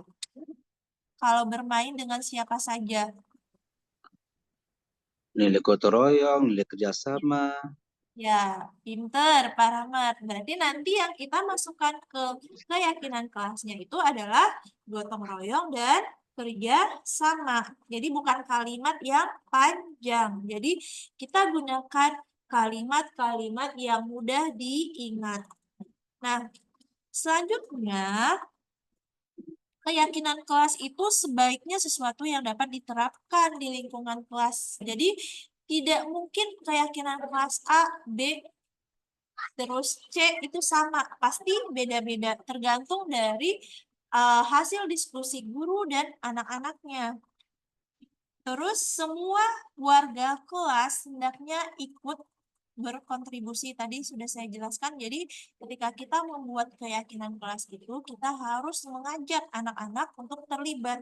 Jadi bukan gurunya yang menentukan, tapi semua anak-anak, semua warga yang ada di kelas, karena kita pakainya untuk di kelas, itu dia terlibat untuk kegiatan curah pendapat. Lalu yang terakhir adalah bersedia meninjau kembali keyakinan kelas dari waktu ke waktu. Misalnya nih ada keyakinan yang sepertinya kurang tepat nih, misalnya 3 bulan yang akan datang. Ada keyakinan yang maksudnya ini kurang tepat atau tidak bisa diterapkan di sekolah atau di kelas kita. Berarti kita harus meninjau kembali keyakinan kelas itu. Ya. Mengerti ya Bapak Ibu? Nanti Boleh kita lanjutkan di bertanya Bu Kiki? Oh ya Bapak, silakan Bapak. Terima kasih paparannya. Pertanyaannya pertama Bu Kiki, antara peraturan dengan keyakinan mana yang lebih dominan kan dipampangkan di kelas tadi sudah dimusyawarahkan, mana yang lebih dominan untuk dipatuhi antara peraturan dengan keyakinan. Satu. Yang kedua, untuk kelas 1 dan kelas 2 kita apakah sudah bisa bersuara tentang keyakinan dengan anak kelas 1 nih, terutama anak 1 Bu Kiki. Demikian, terima kasih. Oh, ya, terima kasih banyak Pak Rahmat. Ini sebenarnya slide-nya belum selesai karena ada lagi. Oh, belum. Oh, masih ada. Ya, nggak apa-apa Pak, saya jawab dulu. Jadi peraturan sama keyakinan mana yang diterapkan lebih dulu ya Pak? Dominan, terkait dipampang mana lebih dominan untuk diterapkan, benar. Ya. Nah, kalau misalnya kita bicara tentang budaya positif, disiplin positif itu, berarti yang harus diterapkan dulu itu adalah keyakinan kelas dulu. Jadi balik lagi Bapak tadi tentang motivasi. Jadi harapannya ketika kita membuat keyakinan kelas, harapannya itu adalah anak-anak mematuhi peraturan itu dengan motivasi yang berasal dari diri dia sendiri. Kalau misalnya peraturan itu kan bersifat paksaan ya, terlalu memaksa, terus dia tegas juga. Nah, itu berarti motivasi untuk melaksanakannya itu adalah eksternal. Jadi harapannya dari kita melakukan suatu sikap yang disiplin itu adalah motivasi yang datang itu motivasi yang berasal dari dalam. Makanya tentu jawabannya yang paling dominan itu harapannya adalah keyakinan kelas. Harapannya lagi itu anak-anak bisa melakukan apapun yang dikatakan di keyakinan kelas. Karena kan ini sudah kita diskusikan bersama anak-anak ya. Kalau keyakinan kelas itu kan hasil diskusi bersama anak-anak. Otomatis ketika anak-anak itu diajak diskusi, mereka tahu, oh saya tidak boleh melakukan kegiatan A. Karena dia yakin apa yang mereka udah tulis itu bersama-sama, itu adalah nilai yang harus mereka pegang. Tapi kan kalau peraturan, anak-anak nggak bisa protes karena ya itu namanya peraturan. Makanya dominannya itu sebaiknya adalah keyakinan kelas. Lalu bagaimana dengan kelas 1 dan kelas 2 ya tadi ya Pak Rahmat?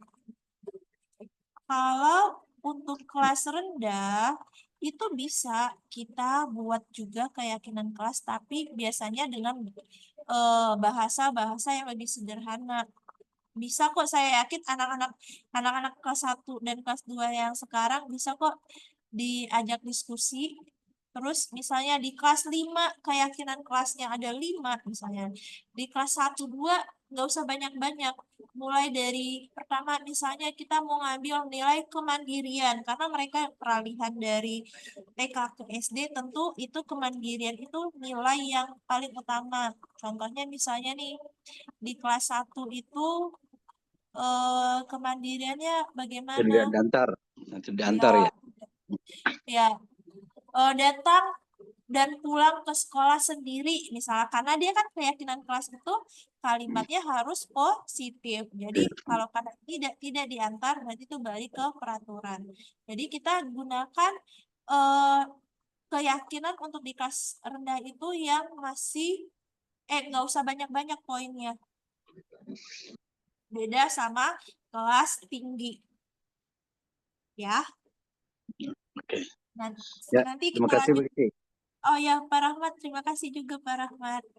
Nah, ketika kita tadi sudah membahas motivasi, terus sudah membahas tentang keyakinan kelas, selanjutnya kita harus tahu dulu, yaitu kebutuhan-kebutuhan dasar manusia. Kebutuhan-kebutuhan dasar manusia itu yang pertama adalah kasih sayang dan rasa diterima. Jadi misalnya anak-anak ketika melakukan keyakinan kelas itu pasti ada inginnya dia misalnya nih saya punya murid misalnya namanya Dona. Dona ini dia anaknya pendiam. Dia pengen temenan nih sama teman-temannya. Dia pengen temenan sama teman-temannya, tapi dia nggak tahu cara untuk berteman yang baik itu seperti apa. Akhirnya dia tuh misalnya ngejailin temennya. Padahal maksudnya si Dona ini, dia itu hanya ingin diterima, terus disayang sama teman-temannya. Ya, itu tadi adalah kebutuhan pertama. Yang kedua adalah kebutuhan bertahan hidup. Contohnya apa kebutuhan bertahan hidup? Itu makan, minum, tidur yang cukup. Mungkin di kelas kita pernah menemukan murid yang kita lagi menjelaskan pembelajaran di kelas, dia tidur. Berarti kebutuhan bertahan hidupnya yaitu tidur, mungkin di rumahnya belum tercukupi. kita sebagai guru berarti harus mencari tahu kenapa sih dia kebutuhan tidurnya kurang. Ya. Lalu adalah kebutuhan berikutnya penguasaan atau kebutuhan pengakuan atas kemampuan. Nah, ini maksudnya contohnya nih si A dia merasa dia tuh bisa segala-galanya. Dia ingin diakuin sama teman-temannya. Gue pinter nih, gue ini nih rajin, gambar gue bagus. Berarti dia sedang menunjukkan kebutuhan dasarnya yaitu pengakuan atas kemampuan. Lalu yang keempat adalah kebebasan, yaitu kebutuhan akan pilihan. Makanya tadi dalam menentukan keyakinan kelas, kita harus mengajak murid-murid kita. Berarti kita sudah memenuhi kebutuhan dasarnya, yaitu akan pilihan, kebutuhan akan pilihan. Lalu, kebutuhan dasar manusia yang berikutnya adalah kesenangan, yaitu kebutuhan untuk merasa senang. Nah, ini ada contoh kasus ya, Bapak Ibu. Ini ada 2 contoh kasus yang saya kutip. Nah, di sini ada Tisa dan Hana itu dipanggil masuk ke ruangan Ibu Dewi, Kepala Sekolah SMA Makmur. Ibu Dewi baru saja mendapat pengaduan dari Ibunda Tisa bahwa Hana menggunakan kata-kata kasar dan merendahkan Tisa di sosial media. Sekarang yang saya tanyain, menurut Bapak Ibu, ini dia sedang menunjukkan Hana ini sedang menunjukkan kebutuhan yang mana?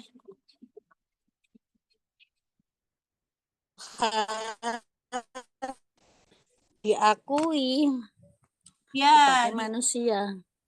ya diakui. Tadi balik ya. Dia Betul. berarti dia Semangat. kebutuhannya itu dia belum terpenuhi. Makanya ketika anak melakukan kesalahan, kita tuh harus tahu apa sih yang kurang atau apa yang dibutuhkan oleh si anak. Makanya tadi kita membahas tentang kebutuhan dasar manusia dulu sebelum lanjut lagi. Manusia. Nah, kalau di sini kasus kedua, Anto jarang sekali hadir di pembelajaran jarak jauh. Dan pada saat hadir pun, Anto sering menggunakan kata-kata kasar di kolom chat mengejek teman-temannya. Hal ini sudah sangat mengganggu dan beberapa orang tua murid yang mengikuti pembelajaran daring mengeluhkan tentang perilaku Anto di pembelajaran jarak jauh. Berarti kebutuhan Anto yang belum terpenuhi di sini apa Bapak Ibu? Kebutuhan pilihan kali. Pilihan? Iya, dia dari nggak suka, malah dia maunya luring. Ya, boleh Pak Rahmat, betul. Ada lagi yang mau berpendapat untuk kasus 2?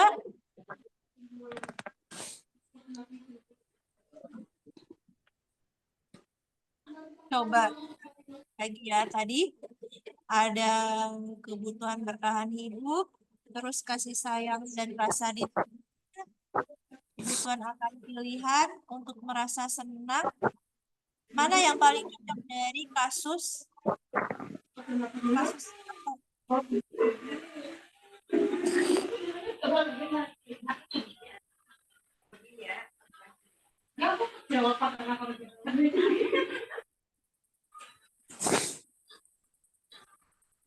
kalau kasih sayang kira-kira masuk nggak dari kasusnya Anto, Bapak Ibu? Bisa jadi masuk. Iya. Maksudnya kesayang dengan siapa? Dia kan ada pilihan, dia kan nggak suka dengan luring atau daring kali menurut saya. Iya. Boleh, benar pendapatnya Pak Rahmat. Jadi bisa, ini berarti tergantung perspektif kita melihatnya itu dari mana kasus ini terjadi ya Bapak Ibu. Nah, selanjutnya kita akan membahas tentang 5 posisi kontrol guru. Jadi kita sebagai guru itu ada 5 posisi kontrol yang umumnya terjadi, yaitu ada penghukum, lalu pembuat merasa bersalah, terus ada teman, pemantau, dan manajer. Nah, menurut Bapak Ibu sekarang ada di posisi mana dari kelima posisi kontrol guru ini? Sudah berada di posisi mana Bapak Ibu sekarang? Teman. Apakah seorang penghukum atau Anda merasa Anda juga yang bersalah, atau teman, atau pemantau, atau manajer? kalau Bapak manajer, Ya, kalau Pak Rahmat manajer. Terus ada lagi? teman. Terima kasih ya Pak Rahmat, aktif sekali. Sama. Umumnya pasti kita menganggapnya posisi kontrol sebagai teman itu adalah hal yang terbaik. Ternyata, nah ini kita lihat. Jadi ada guru yang sebagai penghukum, lalu pembuat merasa bersalah. Nah, bedanya ini sama-sama yang dua ini dia tujuannya adalah menghindari hukuman. Nah, contoh perbuatan guru yang penghukum itu, contohnya seperti apa sih guru yang penghukum itu? Biasanya guru penghukum itu dia menghardik-hardik atau menunjuk-nunjuk, bahkan menyakiti dan menyindir peserta didiknya. Umumnya deh, bahasanya guru penghukum itu, kalau kamu tidak melakukannya, awas ya, ibu hukum atau bapak hukum. Itu adalah guru penghukum. Lalu, apa sih hasil yang didapatkan dari seorang guru? Hasil yang didapatkan dari seorang guru penghukum, yaitu memberontak. Jadi, murid ketika selalu sering kita hukum, beri hukuman, dia akan memberontak atau mungkin di depan kita terlihat lebih patuh. Makanya di depan kita dia mungkin baik, tapi kenyataannya yang dia lakukan itu adalah sebuah kebohongan. Makanya dari hasil dari seorang guru penghukum itu, siswanya jadi siswa yang suka berbohong, atau dia karena takut dimarahin sama gurunya, siswanya itu jadi suka menyalahkan temannya. Misalnya nih, dia habis mukul temannya, enggak bu, itu si A yang mukul. Jadi hasil dari guru penghukumnya itu, si anak jadi cenderung suka menyalahkan orang lain. Nah, kaitannya dengan dunia yang berkualitas, murid itu meletakkan guru di luar dunia berkualitas. Jadi dia naruhnya di luar dunia yang berkualitas. Dia otomatis murid yang seperti itu, dia akan kurang menghargai kita. Terus, guru yang penghukum itu nanti muridnya akan merespon atau mereka akan bicara, biarin aja, nanti juga marah-marah lagi, udah biarin aja dia marah, kayak gitu. Nah, berarti dia adalah termasuk guru yang penghukum. Lalu dampak pada murid untuk guru yang penghukum ini adalah tentu dia akan mengulangi kesalahan-kesalahan lagi. Karena itu dia ketika kita dihukum, berarti kan dia belum sadar. Dia cuma, gimana caranya ya? Saya tidak melakukan ini cuma biar nggak dihukum. Jadi dia melakukan perbaikan itu hanya untuk menyenangkan si guru agar dia tidak dihukum. Tapi suatu saat ketika dia lupa, dia akan mengulangi kesalahan itu lagi. Lalu ada guru yang ini agak lebih baik daripada guru penghukum, yaitu membuat orang merasa bersalah. Nah, ini sama tujuan atau motivasi muridnya itu ketika guru yang membuat orang merasa bersalah adalah untuk menghindari hukuman. Contohnya nih, seharusnya kamu jangan gini-gini, Bapak kecewa sama kamu. Nah, terus guru berkatanya seperti apa? Kamu seharusnya kamu sudah tahu, ibu capek udah mengatakannya, ibu stres sama kamu. Nah, itu berarti adalah guru pembuat merasa bersalah. Nah, hampir mirip sama penghukum, hasil yang didapatkannya itu adalah menyembunyikan, terus dia menyangkal sama berbohong. Jadi, guru penghukum sama pembuat merasa bersalah itu dia mirip. Bedanya, kalau penghukum itu langsung nunjuk-nunjuk terus menghardik. Nah, kalau guru pembuat merasa bersalah itu disindirnya, dihardiknya itu dengan kata-kata yang Bapak kecewa kayak gitu. Nah, itu menurut saya bahasa yang menyakiti si anak. Nah, terus murid meletakkan guru di dalam dunia yang berkualitas. Jadi sama seperti tadi guru penghukum. Nah, muridnya itu kalau di belakang atau di depan kita, dia akan minta maaf. Karena dia nggak enak kan sama kita, jadi maafkan saya Bu, maafkan saya Pak. Nah, ketika murid sampai keluar murid bahasanya cuma seperti itu, berarti dia hanya mendapatkan posisi, menetapkan gurunya itu sebagai pembuat orang merasa bersalah. Terus dampaknya apa untuk murid? Murid menjadi merasa rendah diri. Lalu yang berikutnya adalah motivasi yang mengharapkan imbalan atau ketergantungan pada orang lain, yaitu posisi teman sama pemantau. Nah, kalau posisi teman itu membuat kita gurunya suka membuat alasan-alasan untuk murid. Jadi contohnya gini, ayo lakukan demi ibu, masa kamu tidak mau?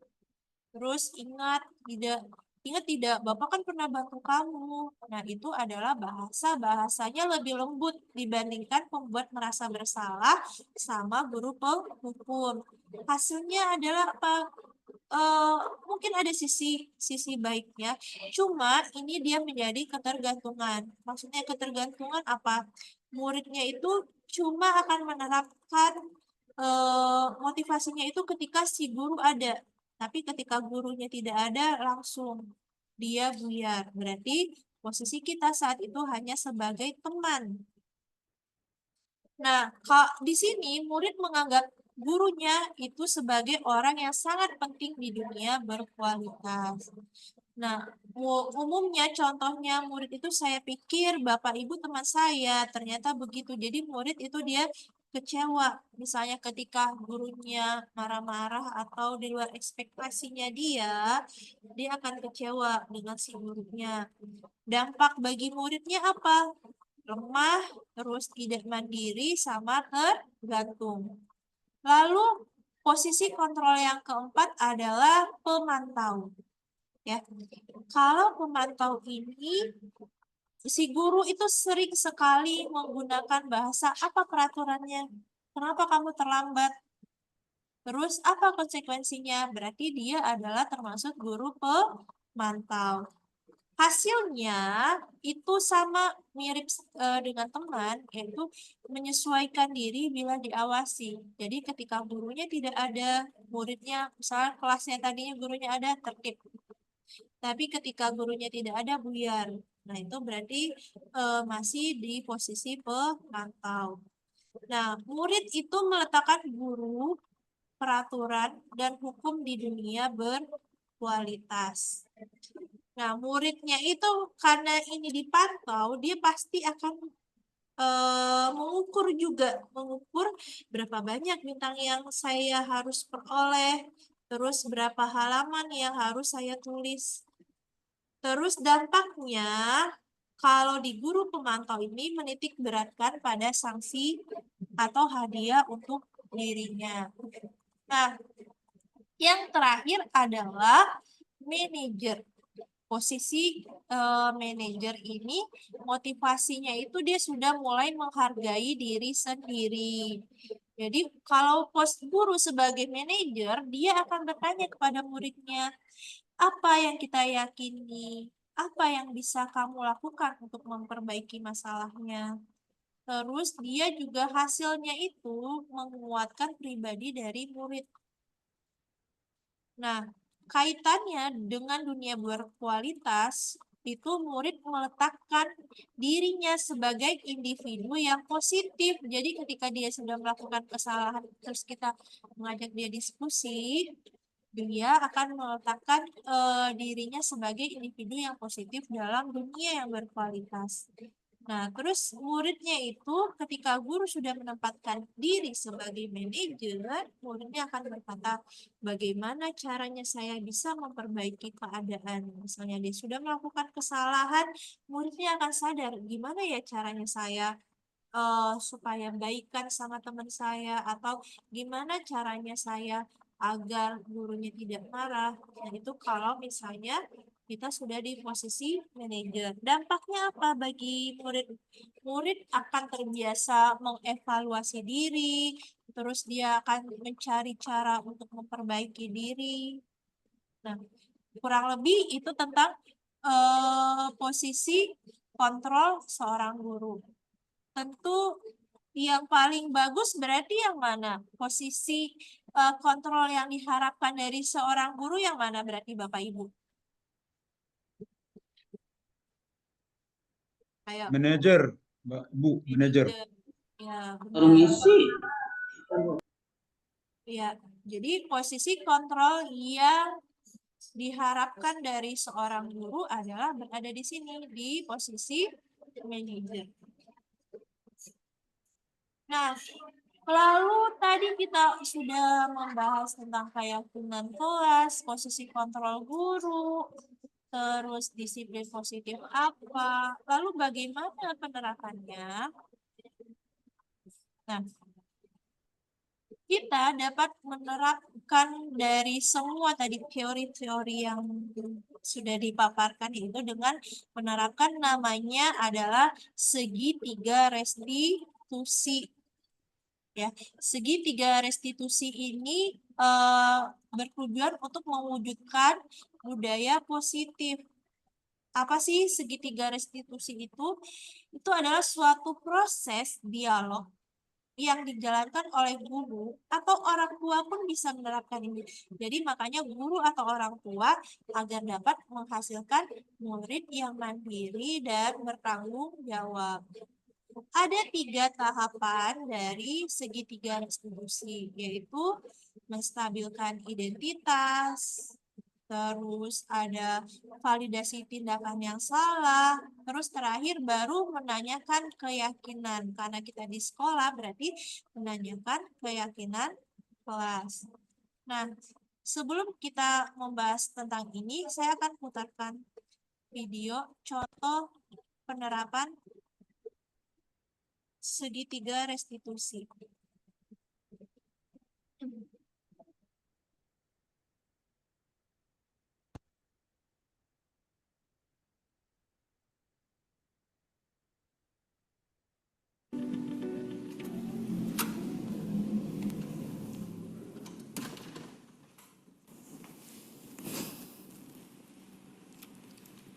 Siang, Sarah. Siang, Pak.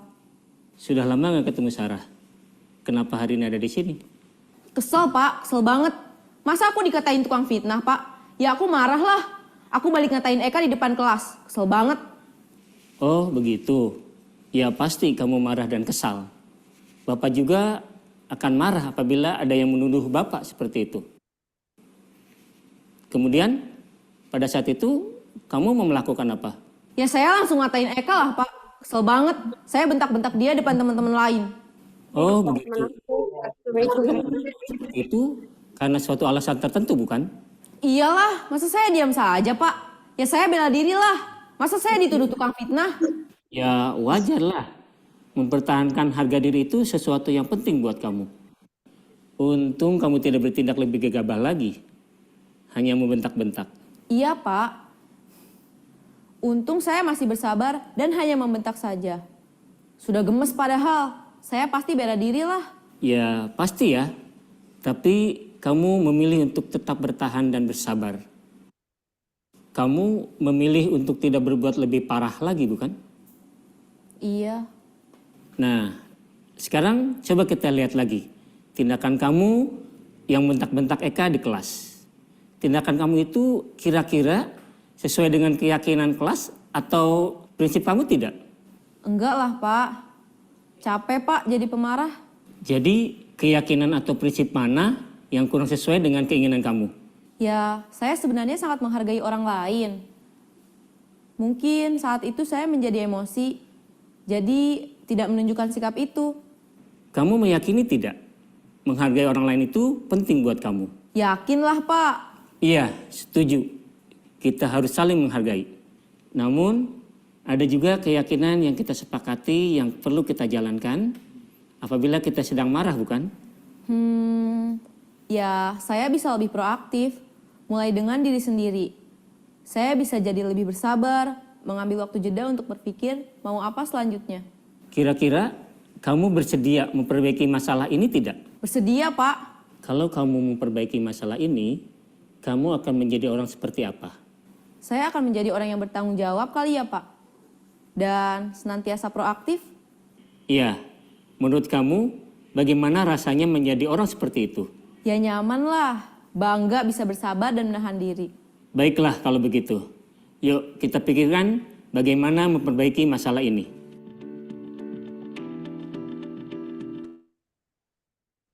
Nah, itu adalah contoh Bapak Guru hebat.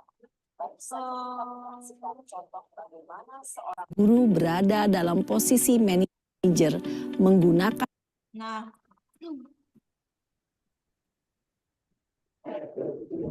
itu video yang tadi kita lihat itu merupakan adalah seorang guru sedang memposisikan dirinya sebagai manajer dalam menghadapi kasus yang terjadi di muridnya. Nah, proses yang dia lakukan itu yang pertama adalah namanya menstabilkan identitas. Itu berdasarkan prinsip membuat kesalahan adalah bagian dari proses pembelajaran.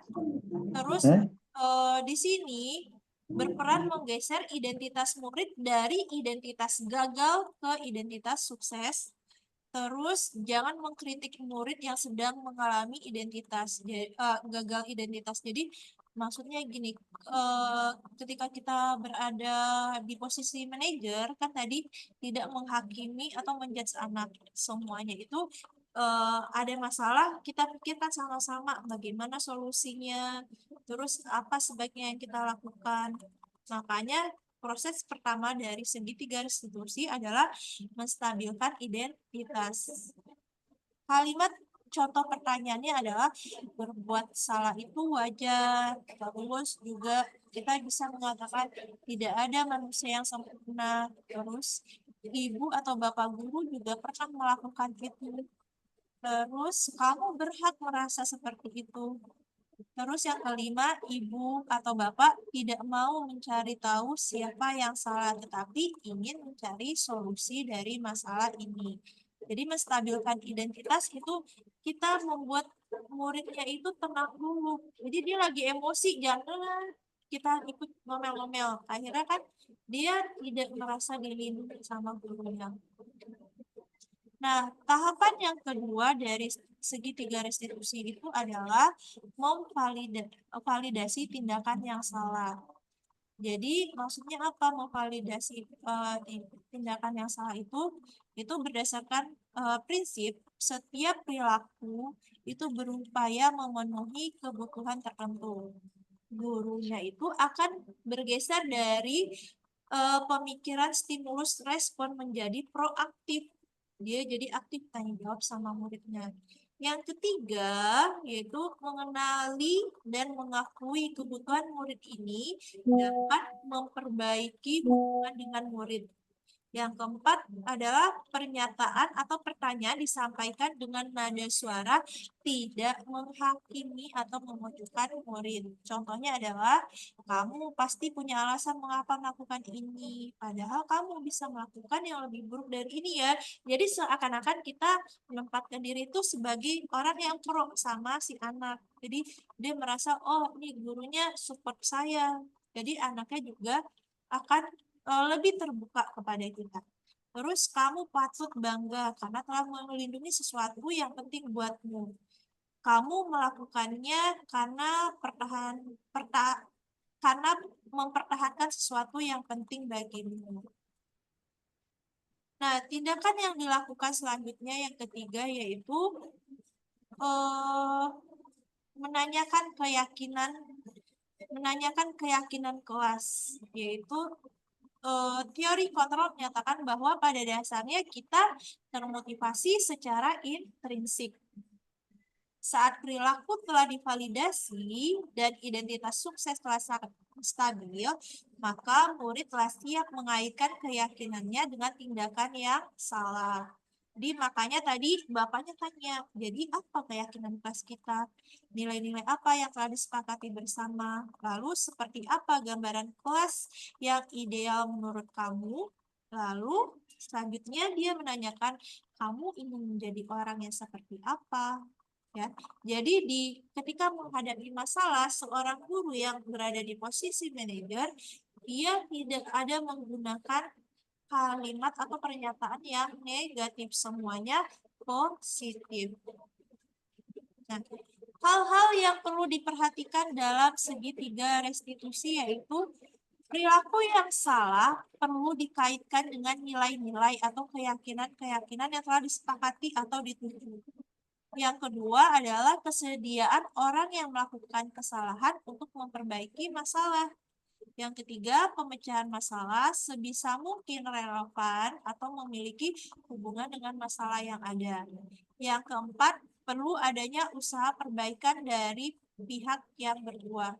Yang kelima, perlu didedikasikan waktu dari pihak yang berbuat kesalahan. Tanyakan kapan akan mulai diberlakukan usaha untuk memperbaiki masalah. Sekian paparan materi yang dapat saya sampaikan. Selanjutnya saya kembalikan kepada Ibu Hasna sebagai moderator. Terima kasih. Oke, terima kasih kepada Ibu Rizky Aryani. Selanjutnya, baik Bapak Ibu, selanjutnya kita ke sesi tanya jawab. Dipersilakan untuk yang mau akan bertanya. Tapi tinggal 5 menit lagi, Bapak Ibu Guru. Batasi. Ada yang mau bertanya kepada narasumber kita hari ini? Sudah jelas semua, Bu. Sudah sangat Oke. jelas. Oke, sudah sangat jelas. Alhamdulillah, terima kasih Bapak. Oke, kesimpulan pada webinar hari ini, yaitu tentunya kita harus menciptakan disiplin positif dengan restitusi yang dimana kembalikan kondisi murid yang tadinya bersalah dan mengajarkan untuk terus berkolaborasi untuk mencari solusinya secara mandiri dan lebih bertanggung jawab.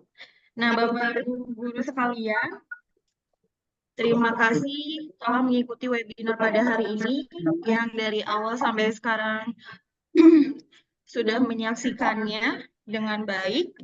Saya mengucapkan terima kasih juga kepada narasumber, kepada Ibu Suharti MPD dan Ibu Rizky Aryani SPD yang telah banyak memberikan ilmu yang sangat bermanfaat bagi kita semua. Mari Bapak Ibu kita berikan tepuk tangan untuk pada narasumber kita hari ini. Selanjutnya saya akan kembalikan kepada pembawa acara kita, Dr. Anda Ibu Haja Ismi. Saya sebagai moderator, mohon maaf jika ada kekurangan untuk membawakan acara pada hari ini. Terima kasih semuanya. Silakan Ibu Haja Ismi.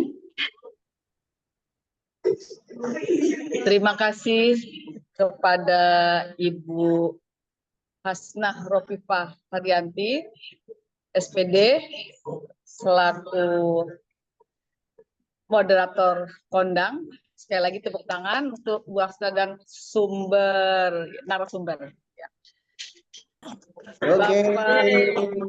Bapak dan Ibu guru hebat, tadi kita telah bersama-sama mendengarkan segala informasi yang telah diberikan oleh narasumber. Semoga informasi tersebut bisa bermanfaat untuk kita semuanya. Kami mengucapkan terima kasih kepada seluruh para peserta yang telah berpartisipasi berpartisipasi pada acara hari ini. Semoga Bapak Ibu guru hebat mendapatkan nilai positif dari webinar ini dan membawa dampak baik ke depannya. Saya, Ismianti, selaku pembawa acara webinar ini, pamit undur diri. Burung pelikan, burung cendrawasih. Cukup sekian dan terima kasih. Sampai jumpa di acara berikutnya. Terima kasih Bu Haja Is. Assalamualaikum warahmatullahi wabarakatuh. Waalaikumsalam warahmatullahi wabarakatuh. Terima kasih semuanya. Terima kasih Bapak Ibu buat ilmunya. Makasih Bu Asna. Terima kasih semuanya. Terima kasih Pak Subardi. Bu Asna kelihatan gembul. Link drive di grup Wise ya. Nanti sertifikatnya Bapak dan akan Ibu boleh. dibagikan, insyaallah. Oh. Itu link absen udah saya kirim Iya. ulang, boleh diisi. Terima kasih. Untuk sebelumnya kita semuanya foto bersama dulu Ya, ya, wajah saya pada gampang Ibu. peserta webinar. Kamera yang disiapkan untuk semuanya.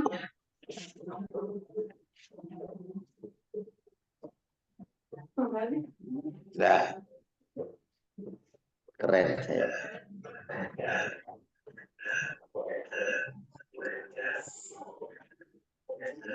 Terima kasih. Oke, 1, 2, 3, 5. Udah ini.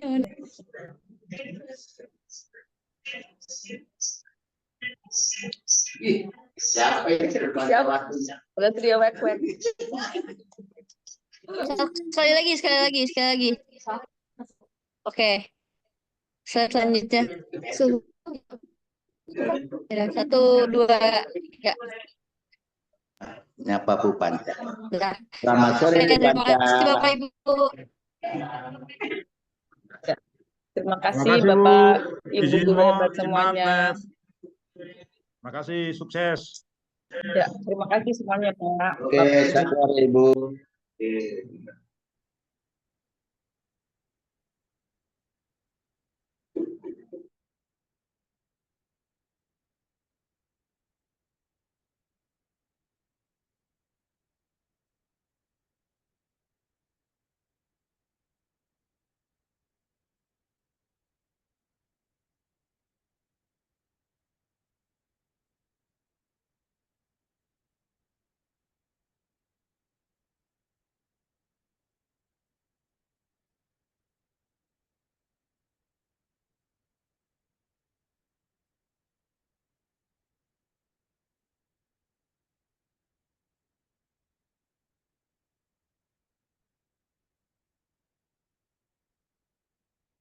Mohon saya tutup ya Bapak Ibu Zoom-nya. Terima kasih. Mohon izin saya tutup.